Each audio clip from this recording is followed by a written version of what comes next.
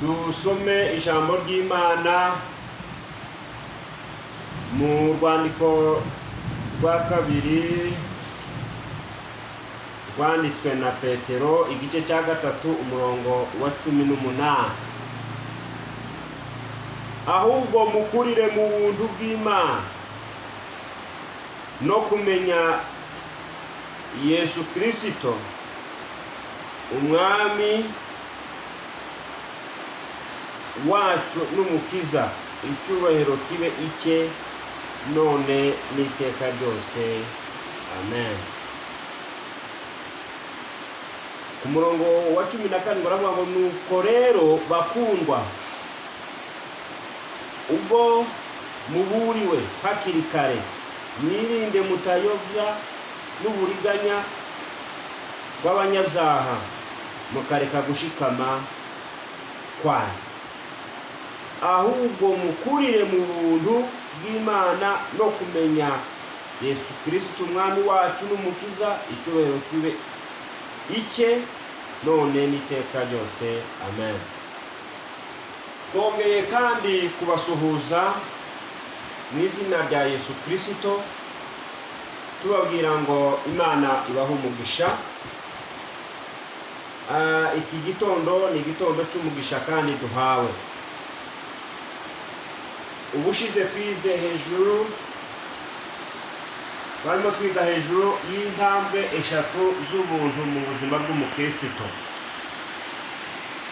Twavuze intambwe ya mbere, tuvuga ko umukristo intambwe ya mbere y'ubuntu imuha umwanya udasanzwe, umwanya w'agahebuzo, umwanya atazakwa. Muri Kristo Yesu niho ubuntu bumushira. Umuntu bumuha umwanya muri Kristo Yesu, bumuha umwanya mu ijuru mu buryo bw'umwuka. Ubuntu bumuha kwicarana na Kristo mu butegetsi, hejuru y'ubutware, hejuru y'ubushobozi, hejuru y'izindi mbaraga, hejuru y'izina ryose rivugwa, bakicarana na Kristo. Niko ijambo ry'Imana riza ritubwira ngo ubugingo bwanyu bwahishanwe n'ubwa Kristo mu Mana. Kristo niyerekanwa, namwe muzerekana. Nta mukristo nta Kristo, ntibibaho. Nta mukristo nta Kristo. Rero uwo mwanya twahawe, kuko twabivuze, ni igikorwa Imana yakoze, ni igikorwa Imana yasohoje, ni igikorwa cyakozwe na Yesu, twashikirijwe na Yesu. Yesu yatuzaniye ubwo buntu buduheza uwo mwanya udasanzwe. Icyo gikorwa twavuze ko, reka twongere tubishimangire, ni igikorwa cy'agaciro cy'iteka ryose imbere y'Imana. Imana yemera atari uko wabyemeye, Imana yemera atari uko wakijije, Imana yemera atari uko ari amarangamutima. Ni igikorwa cy'Imana yatugejejeho umuntu. Twavuze ko hari imigisha 10 duhabwa, niyo tugira ngo tubasomere gutambuka. Twavuze ko umugisha wa mbere ari umugisha wo gucungurwa. Mu yandi magambo, Yesu yapfuye mu cyimbo cyacu, yishuye igihano, yishuye penalty, igihano cyari kuri twe, atanga ikiguzi mu cyimbo cyacu. Uwo ni umugisha udasanzwe, kuba twarabonye igitambo gikwiriye iteka ryose kuja mu cyimbo cyacu. Umugisha wa kabiri nuko Imana muri icyo gitambo cyanyuze amategeko, cyanyuze gukiranuka kw'Imana, ubuntu ukuri bwahuriye ku musaraba wa Yesu Kristo. Ntabwo rero Imana yahonyanze amategeko yayo, yarayubahirije. Ubwo Yesu Kristo yapfiraga, abananiwe kubahiriza amategeko, anyura amategeko y'Imana. Umugisha wa kabiri, wa gatatu, ni umugisha wo kungwa n'Imana. Kuzwe n'Imana twagaruwe mu busabane n'Imana. Twe n'Imana ni ikintu kimwe, hariho ubushuti budasanzwe butakugwaho n'abadayimoni n'imyuka mibi n'ikindi icyo ari cyo cyose, uretse ikintu cyose cyitwa izina icyo ari cyo cyose icyadutandukanya n'urukundo rw'Imana. Umugisha wa gatatu, twarababariwe, ibyaha byarahanaguwe, igitambo cyatanzwe rimwe biba bihagije iteka ryose. Nta kindi gitambo gikenewe kugira ngo ibyaha bikurweho. Igitambo cyarabonetse, urwandiko rw'imihango rwaturegaga Yesu yarubambye hehe? Ku musaraba. Ntirurakabamburwa, ntiruravaho, kandi Bibiri itubwira ko Yesu yapfiriye ibyaha by'abari mu isi. Icyitwa icyaha, sinitaye niba ari icyashize, niba ari ikizaza, niba ari icya none, ikintu cyitwa ibyaha umuti wabyo ni Yesu. Yesu yarabipfiriye, ahanaguraho ibyaturegaga byose. Ibyo byose bifite ibyanditswe twarabivuze. Umugisha wa gatanu twavuze ko twaratsindishirijwe, mu yandi magambo Imana itubaraho gukiranuka. Ugiye kutuburanya, Imana niyo yagutsinda, niyo yakubwira ngo aba ni abakiranutsi. Umugisha wa gatandatu, twabaye abana b'Imana mu buryo bwuzuye, ndetse n'imigisha ijanye n'abana yose twarayihawe. Ni ukuvuga ngo turi abana gusa, ahubwo turi abana kimwe na Yesu. Uko Imana ikunda Yesu nk'umwana wayo, niko natwe dukunda, ndetse ahubwo ngo ndetse turabaraganwa hamwe na Kristo, tuzaraganwa ubwiza na Kristo. Kristo ngo yaradupfiriye, yashatse ko dusa nawe, ngo noneho tube bene se, ngo kugira ngo atuyobore mu bwiza bwinshi, mu bwiza hamwe nawe. Ni ukuvuga ngo Yesu yaje kutuyobora mu bwiza mu gihe twabaye bene se, twabaye abavandimwe, akaba mukuru wacu, akaba imfura muri bene se. Umugisha wa karindwi ni umugisha wo kubyarwa n'Imana. Ni ukuvuga ngo twagabanye kamere n'Imana, Imana yongeye kutubyara, twabyawe n'Umwuka, dufite isano n'Imana ry'iteka ryose, riturutse ku ijambo ryayo, riturutse ku Mwuka wayo, riturutse ku izina ryayo, ridaturutse ku buzima bwayo. Umugisha w'umunani ni umugisha wo kubabwamo na Mwuka iteka ryose. Uwo Mwuka nazawo azabana namwe ibihe byose. Duhinduke inzu y'Umwuka, duhinduke inyubako y'Umwuka, duteranyirizwe kuri Yesu. Nta muntu uba kuri Yesu atabamwo Umwuka. Umugisha wa munani ni umugisha wo kuba urugingo rwa Kristo mu itorero ry'Imana rizaja mu ijuru, ariyo mugeni wa Kristo. Kubw'Umwuka wera tugahabwa umwanya w'icyubahiro muri Kristo Yesu. Umugisha wa cumi ni umugisha wo gushyirwaho ikimenyetso cy'Umwuka wera nk'ingwate, nka garanti igaragaza ko tutakiri abacu, tutaraba imiryango, tutaraba igihugu, tutakiri ab'undi uwo ari we wese, tutari aba Satani, turi ab'Imana, ndetse kandi tuzagera mu bwiza bw'iteka ryose, tugahabwa umurage. Uyu munsi wa none turashaka kuvuga rero intambwe ya kabiri y'ubuntu. Intambwe ya kabiri y'ubuntu,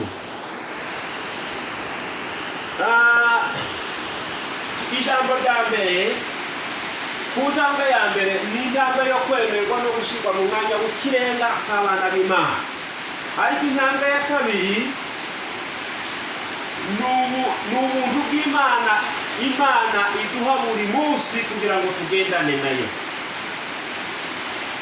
Twemerwa n'Imana kubw'ubuntu, tukagendana n'Imana kubw'ubuntu. Mu yandi magambo, tubeshwaho n'ubuntu mu buryo bw'Umwuka bwa buri munsi.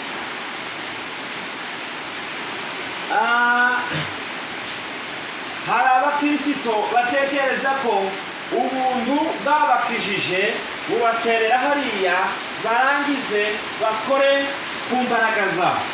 Ikinyoma. Nta na kimwe umwana w'umuntu ashobora kwikoresha, ashobora kugeraho ku mbaraga ze. muzi impamvu, reka mbabwire impamvu abantu badakeneye ubuntu bw'Imana. Namwe murahita mubyumva musange koko ari ukuri. Hari impamvu abantu badakeneye ubuntu bw'Imana. Nuko ubuntu bw'Imana buducisha bugufi.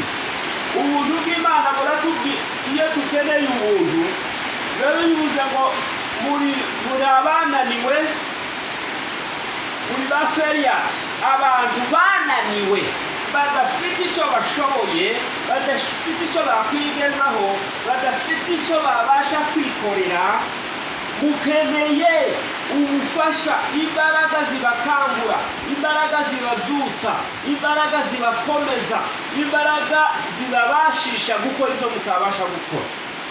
Ubuntu buducisha bugufi. Gukenera ubuntu buri munsi ku mukristo ni ikimenyetso cyo guca bugufi.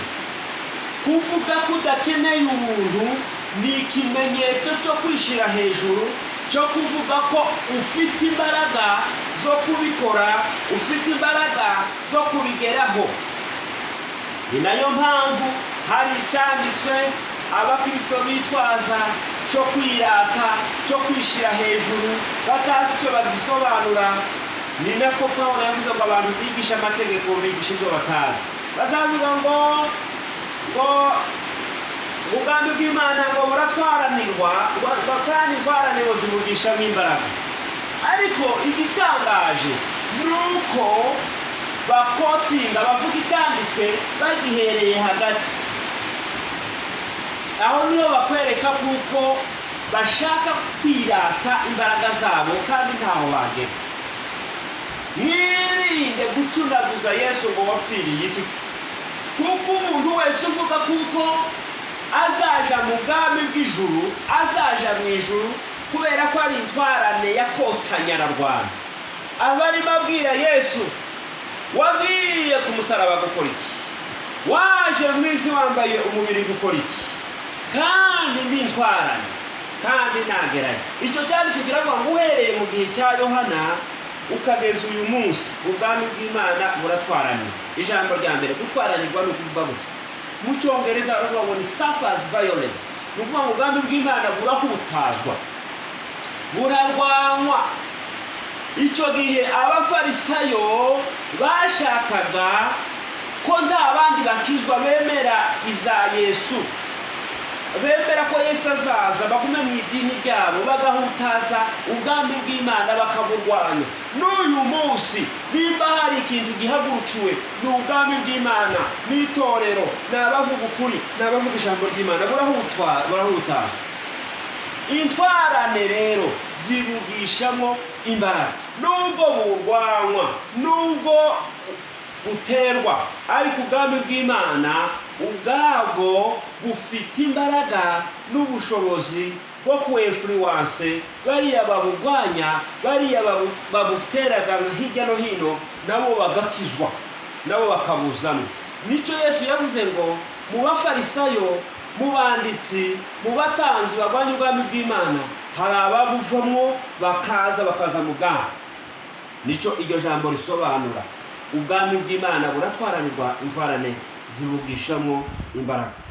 Ariko ntabwo bivuze ngo zidukeneye ubuntu gukizwa, zidukeneye ubuntu mu buzima bw'agakiza, zidukeneye ubuntu na nyuma ndetse no ku iherezo ryacu. Bavandimwe, niba uvuga ko utakijwe n'ubuntu, ni ikimenyetso cyo kwanga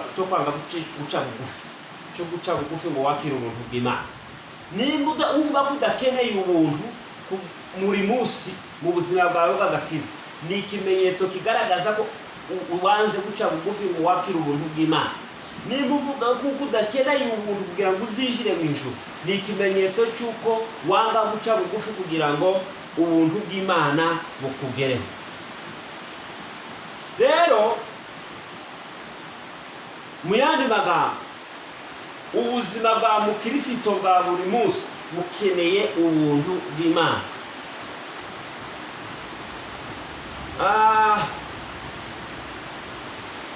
Rero abadashaka ubuntu nuko bameze imbere y'Imana. kuko uvuga ijambo ry'Imana ritubwira muri Yakobo ibice 4:6 Bibiliya iravuga ngo ibice 4:6 Yakobo ibice 4:6 ariko nubwo bimeze bityo Imana irushaho kutugirira imbabazi. Nicyo gituma tuvuga duti, nicyo gituma ivuga iti Imana irwanya abibone. Abibone ni abaki?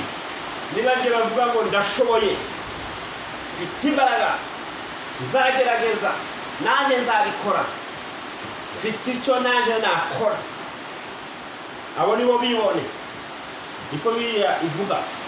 Ariko abicisha bugufi ikabahera ubuntu.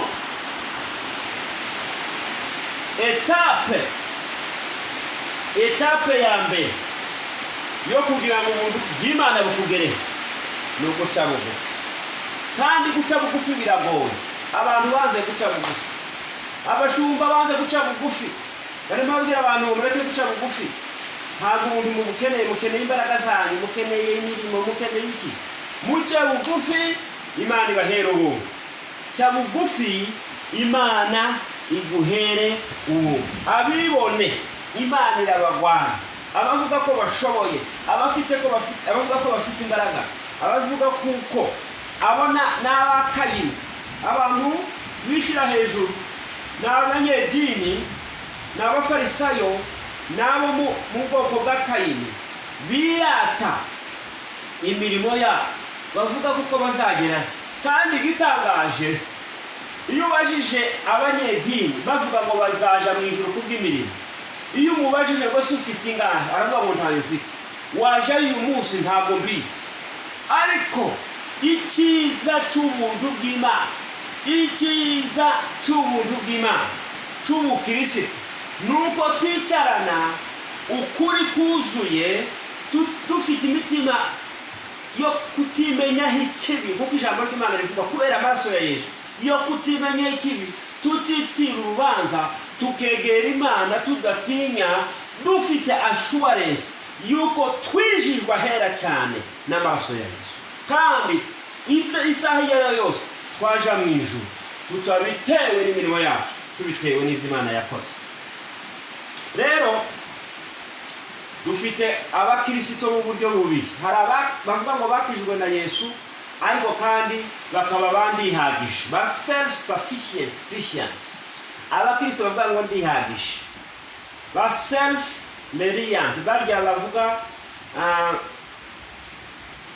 bigize, batagizwe n'umuntu, badakeneye umuntu. Ndihagije, bari kogerageza ngo kizwa neza. Agakiza ukazamo gahari, ntabwo ukazamo ngo ugakontribuwe. Hoya, nimba udakeneye ubuntu uyu munsi kugira ngo ubeho mu buzima bwa gikirisitu, bivuze ko uri ndihagije. Wewe urihagije kandi n'imbaraga zawe uzagerayo. Ariko mwene data, wakagombye kuja mu Baheburayo ukabaza abantu bategereje guhabwa ibyasezerano natwe bategereje, ukababaza icyabagejejeyo, ukababaza ngo ese ni imbaraga zanyu zabagejejeyo cyangwa no kwizera ubuntu bw'Imana bwabagejejeyo.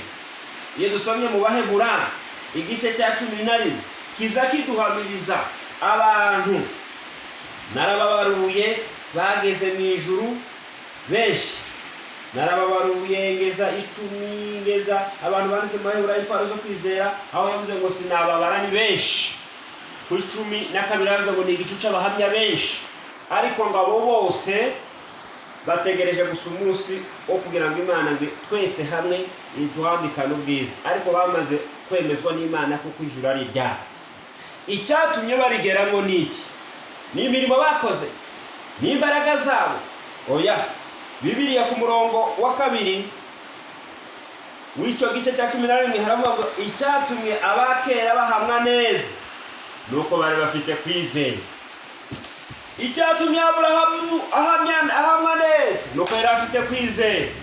Icyatumye Abeli ahamwa neza nuko yari afite kwizera. Icyatumye Enoki ahamwa neza nuko yari afite kwizera. Icyatumye Nowa ahamwa neza nuko yari afite kwizera. Icyatumye Isaka ahamwa neza nuko yari afite kwizera. Yakobo, Mose, Sara, Samsoni, Samweli, Dawudi, Daniyeli, abo bose twari zo kwizera. Icyatumye bahamwa neza nuko bari bafite kwizera. Bibiliya ibivuze. Ubu Imana n'abahamwe, Imana yarabemeje. Mu yandi magambo yabashizeho kashe, yarabemeje, yavuze ko ari abukuri kuko bari bafite kwizera. Iri jambo ryasubiyemo kabiri. Riravuga ngo ku murongo wa 39, abo bose nubwo bamaze guhamwa neza kubwo kwizera kwabo, nyamara ntibarahabwa ibyasezeranijwe. Icyo batarahabwa ni ibyasezeranijwe, ariko kwizera kwabo Imana yara approvings. God has approved, not because of works. Hari ibikorwa bakoze kubwo kwizera kwabo, ariko sivyo byatumye Imana ibahamya neza. Icyatumye Imana ibahamya neza nuko bari bafite kwizera. Ndimo ndakubwira ngo ukeneye ubuntu bw'Imana bwa buri munsi. Niyo jambo turimo twiga uyu munsi wa none. Ko ndakubwira ngo intambwe ya kabiri y'ubuntu nuko dukeneye ubuntu bwa misi yose. Nukuvuga ngo niyo mpamvu igitambo cya Yesu ari permanent, ari cya misi yose.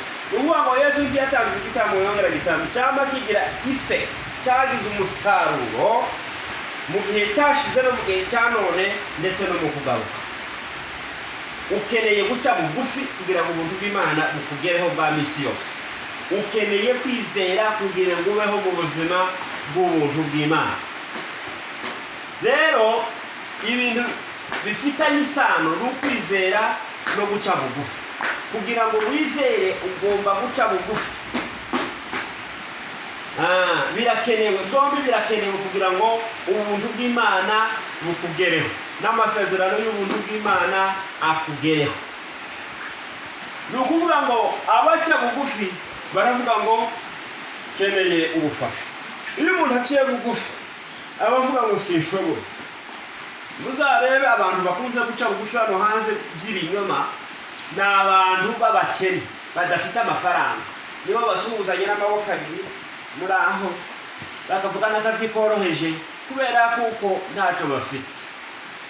Nyine abakeneye ubufasha agaca bugufi. Ntiwaza ukeneye ubufasha ngo uvuge ijwi rya bazete muri aho. Oya, uca bugufi kubera ko ukavuga n'akajwi gatoya ntacyo ufite. Guca bugufi ni ikimenyetso cyo gukenera ubufasha. Rero kwizera ariko mu kuvuga ngo njyewe ntacyo nshoboye Mana, niringiye icyo wankorera. Niringiye wowe Mana ubufasha bwawe.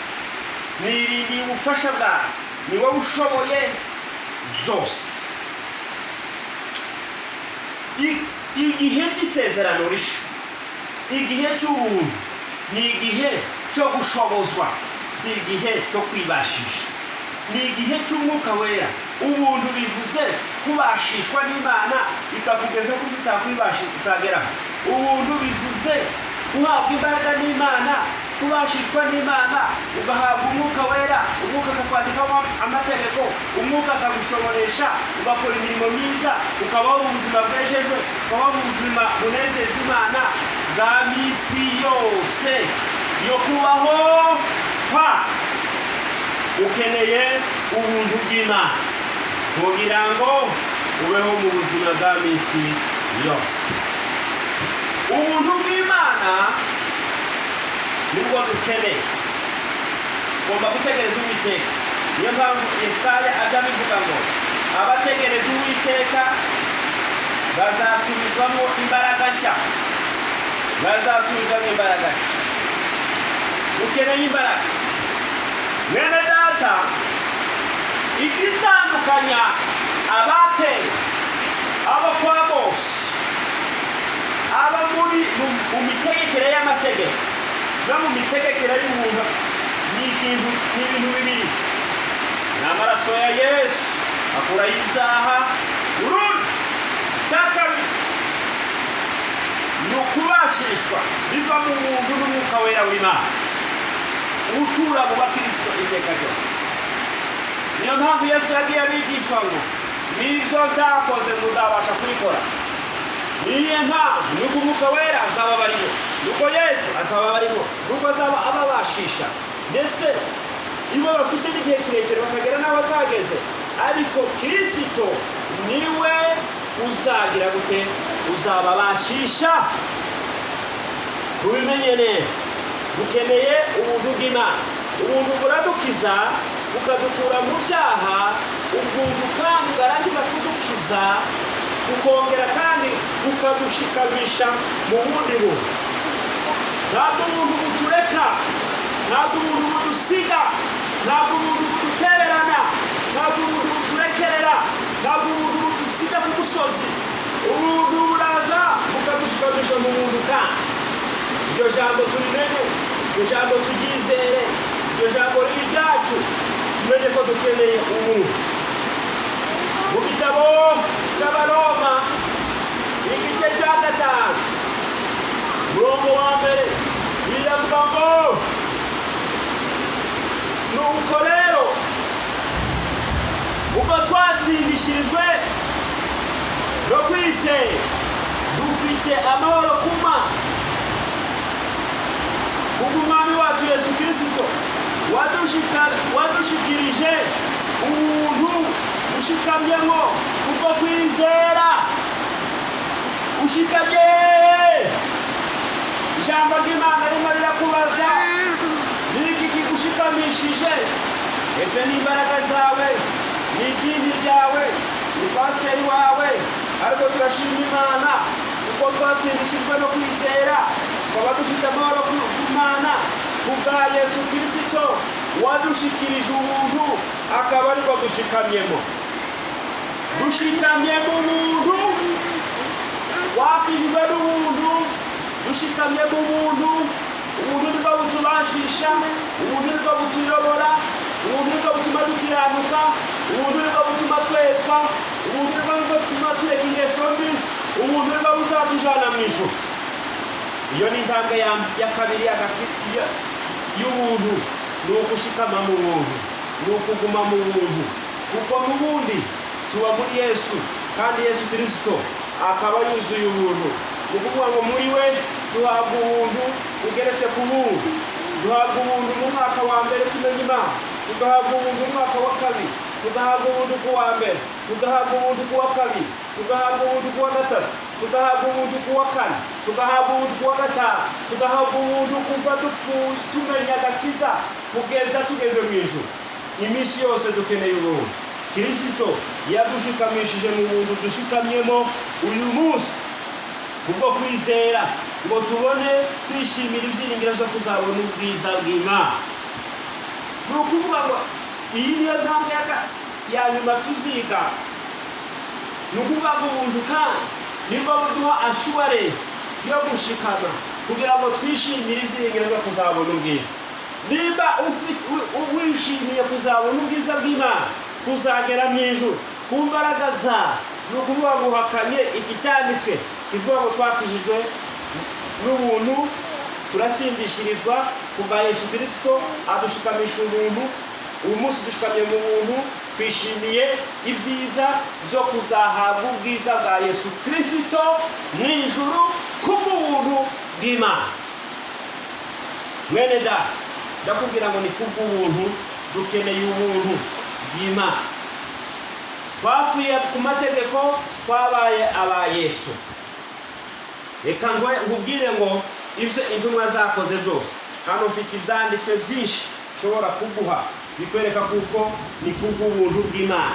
Ni ubuntu bw'Imana gusa dukeneye. bwonyine nibwo dushaka, nibwo budufasha. Abakolosayi 1:6 Bibiliya ijya ivuga ngo bwabagezeho nawe kuko bwageze no mu bisi yose. Ubwo ni ubuntu, ubwo ni ubutumwa mu isi yose, kubera bukera imbuto bugakura. Nuko rero kuko muri mwe bweze bwazeze uhereye wa munsi mwumvise mukamenya ubuntu bw'Imana bukuru. Haleluya! Imana ibaho umugisha, Imana ibagira neza. Aba bantu bizeye ubutumwa bwiza, aba bantu bizeye ubutumwa bwiza bw'ubuntu bw'Imana butuma bera imbuto. Reka nkubwire, kugira ngo were imbuto ukeneye ubuntu bw'Imana. Bwageze mu Bakolosayi bwera imbuto, bageze no mu isi bose bera imbuto, bwera imbuto kubera bwabagezeho.